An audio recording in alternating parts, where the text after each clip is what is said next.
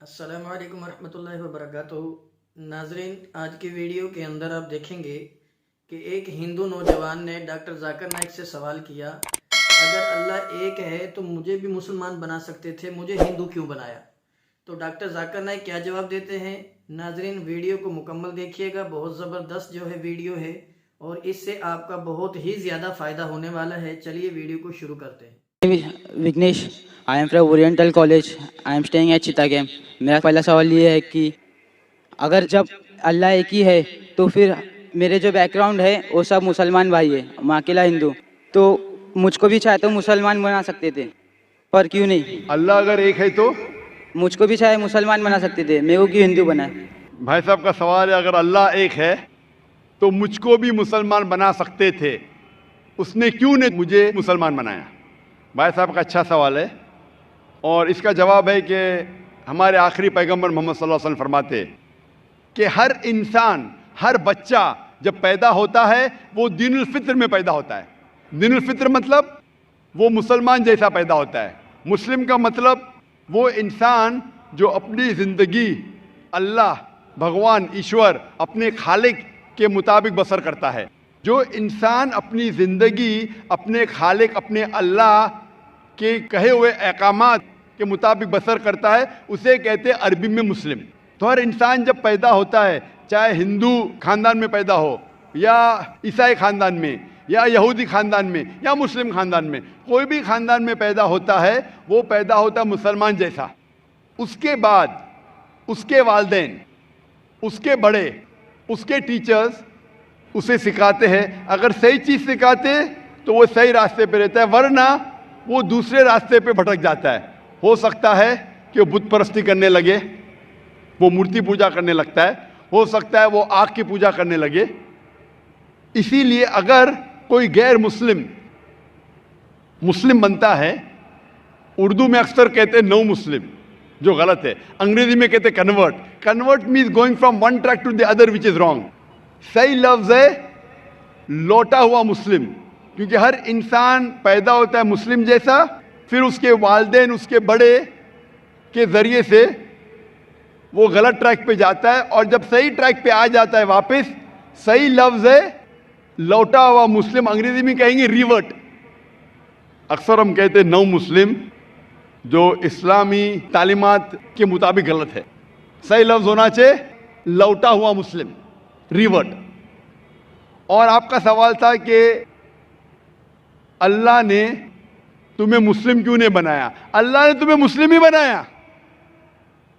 हो सकता है कि बचपन में आपके बड़े, आपके वालिदैन, आपके टीचर आपको सही रास्ता नहीं दिखा सके और आप गलत रास्ते पे गए, लेकिन इसके बावजूद आप अल्लाह को दोषी नहीं ठहरा सकते। आप ये पूछ सकते कि अल्लाह ने क्यों मुझे हिंदू खानदान में पैदा किया?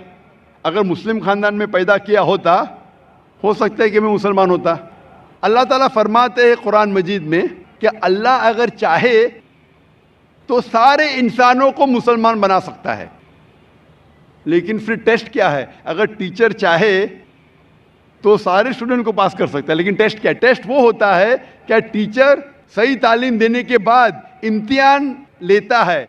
जो आदमी सही जवाब देता है वो पास होता है, जो गलत देता है फेल होता है। अल्लाह ताला ने सारे इंसानों को अपना आखिरी पैगाम दे चुका है कुरान मजीद। उसके बाद अगर इंसान उस पर अमल करते तो पास होते, अमल नहीं करते तो फेल होते। और अगर आप अल्लाह से कंप्लेन करेंगे कि क्यों मुझे हिंदू खानदान में पैदा किया, तो अल्लाह ताला फरमाते कि आप किधर भी पैदा हो, चाहे मुसलमान खानदान में या हिंदू खानदान में, ये कहना कि हर इंसान जो मुस्लिम खानदान में पैदा होता है जन्नत में जाएगा, बिल्कुल गलत है।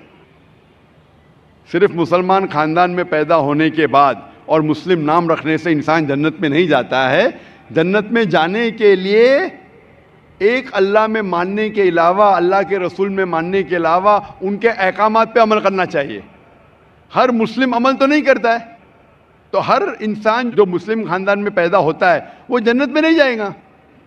लेकिन अल्लाह ताला ये फरमाते हैं कि हर इंसान को, सूरह फुसिलत में सूरह नंबर 41 आयत नंबर 53 अल्लाह ताला फरमाते सनूरीम आयातिना फिल आफाकी व फी अनफुसिहिम हत्ता यतबय्यन अन्नहुल हक, कि बहुत जल्दी हम आपको अपनी निशानियां दिखाएंगे। अल्लाह ताला फरमा रहे इंसानों से कि जल्द हम आपको हमारी निशानियां दिखाएंगे होराइजन्स में, ताकि आप पे वाज़े हो जाए क्या हक है, क्या अल्लाह एक है, अल्लाह के अलावा कोई माबूद नहीं है। लेकिन हक जाहिर होने के बाद हर इंसान उस पर अमल करना ज़रूरी नहीं। वो इंसान सोच सकता है कि अगर मैं इस्लाम कबूल करूं तो हो सकता है कि मेरे दोस्त मुझे छोड़ देंगे, हो सकता है कि मेरे वालिदैन मुझे जायदाद से बेदखल कर देंगे, हो सकता है कि मुझे मेरे तिजारत में नुकसान हो। तो ये सब चीज़ें इंसान को बहुत बार भटकाती है और हक कबूल करने से रोकती है। लेकिन आखिरत के दिन पर आप ये अल्लाह से कंप्लेन नहीं कर सकेंगे कि मुझे किसी ने भी इस्लाम के बारे में नहीं कहा।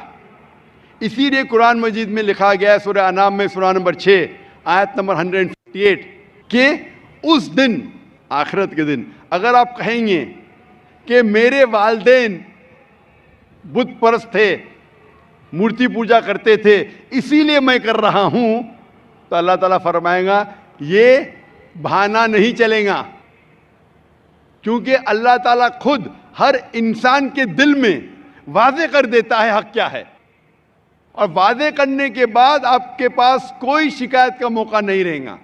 और आपको भी, आप आज इस मजलिस में आ चुके हैं और मैंने लाखों लोग के सामने आपको वादे किया है कि खुदा एक है, उसके अलावा कोई माबूद नहीं, और मोहम्मद सल्लल्लाहु अलैहि वसल्लम उसके आखिरी पैगंबर है। अगर आज आप इस बात को नहीं मानेंगे तो कल आप ये कंप्लेन नहीं कर सकेंगे, आप शिकायत नहीं कर सकेंगे अल्लाह से कि मुझे पता नहीं था।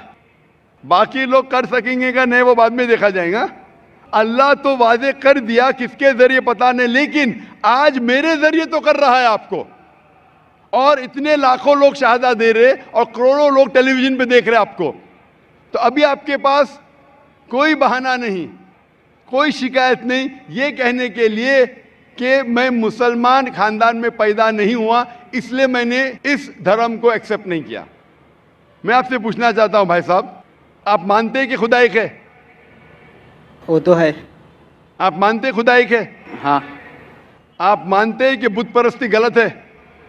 पर कौन सा खुदा है वो पता नहीं।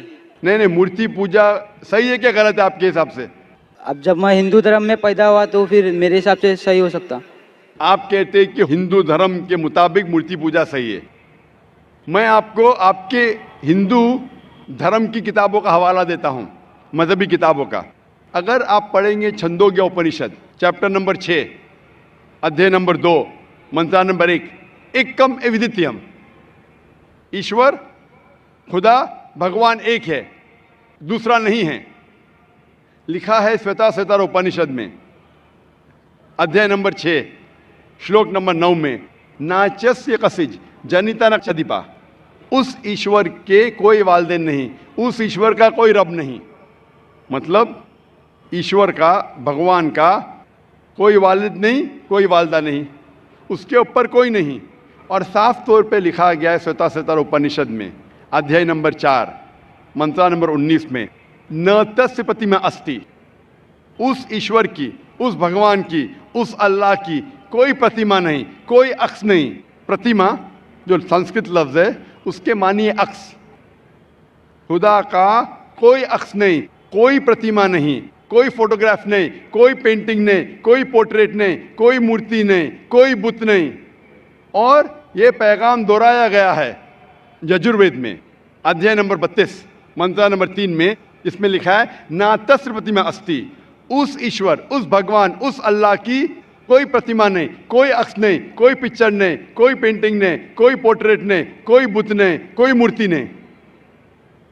साफ तौर पे आपके मजहबी किताब में लिखा है कि मूर्ति पूजा गलत है। और हिंदुइज्म का ब्रह्मा सूत्र है, एकम ब्रह्म देवता नास्ते नैना नास्ते किंचन, भगवान एक ही है, दूसरा नहीं है, नहीं है, नहीं है, जरा भी नहीं है। अभी मैं आपसे पूछता हूं भाई साहब, जब आपके मजहबी किताब में साफ तौर से लिखा हुआ है कि मूर्ति पूजा गलत है, तो फिर भी आप मानते हैं कि मूर्ति पूजा सही है? नहीं। आप मानते हैं कि मूर्ति पूजा सही है गलत है? फिर गलत है। आप मानते हैं कि खुदा एक है? हाँ। आप मानते हैं कि मूर्ति पूजा गलत है? हाँ। आप मानते हैं कि इस खुदा, इस ईश्वर, इस अल्लाह के आखिरी पैगंबर मोहम्मद सल्लल्लाहु अलैहि वसल्लम है? सर बट और एक क्वेश्चन है। सॉरी, बट एक क्वेश्चन है। आपका एक सवाल है? हाँ। ठीक है, पूछ सकते हैं आप। अगर मैं मुसलमान बन गया जी और हाँ। ऐसा ही तो इंसान को भूत ही भड़काता ना। आप अगर मुसलमान बन गए तो वो नहीं, इंसान को तो शैतान ही भड़काता ना। इंसान को शैतान भड़काता है? हाँ। तो अगर मैं मुसलमान बन गया और गलत काम किया तो मेरे वास्ते मुसलमान का नाम खराब हुआ, तो अल्लाह क्या मुझको माफ़ करेंगे? भाई साहब का सवाल है, क्या इंसान को अक्सर शैतान भड़काता है? अगर मैं मुसलमान बन गया और शैतान मुझे भड़काया और मैं गलत काम किया तो क्या अल्लाह ताला मुझे माफ़ करेगा?